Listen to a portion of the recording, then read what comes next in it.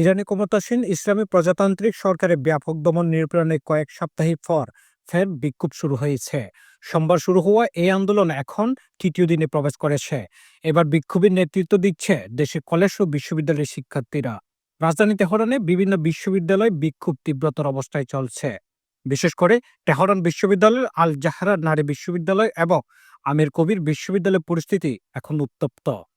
বিক্ষোভকারীরা সরকার পতনের দাবি তুলেছেন এবং অনেকে পুনরায় রাজতন্ত্র প্রতিষ্ঠারও কথা বলছেন।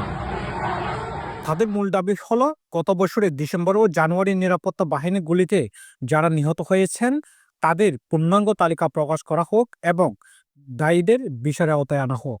শনিবার বিক্ষোভকারীরা নিহতদের স্মরণের পথে নেমে সরকারের বিরুদ্ধে অবস্থান নিয়েছেন।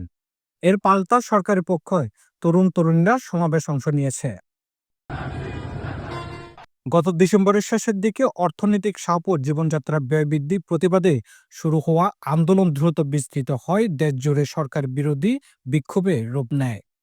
মার্কিন প্রেসিডেন্ট ডোনাল্ড ট্রাম্প প্রাথমিকভাবে বিক্ষোভকারীদের সমর্থন জানিয়েছিলেন, এমনকি সাময়িক হস্তক্ষেপের ইঙ্গিতও দিয়েছিলেন। তবে পরবর্তী যুক্তরাষ্ট্রের মনোযোগ সরিয়ে ইরানে পরমাণু কর্মসূচিকে কেন্দ্র করে নতুন হুমকি দেয়। পরমাণু বিষয়ক আলোচনার মধ্যে 6 ফেব্রুয়ারি ইরান ও যুক্তরাষ্ট্রের মধ্যে আলোচনা শুরু হয়েছে। এই সময়ে মধ্যপ্রাচ্যে যুক্তরাষ্ট্রের সাময়িক উপস্থিতি ব্যাপকভাবে বৃদ্ধি করেছে। ইরান সরকার কঠোরভাবে ইঙ্গিত বিক্ষোভ দমন করেছে। সরকারের তথ্য অনুযায়ী পুলিশের গুলিতে 3000-এরও বেশি মানুষ নিহত হয়েছেন। যুক্তরাষ্ট্র ভিত্তিক মানবাধিকার সংস্থা জানায় নিহতের সংখ্যা 7000-এরও বেশি।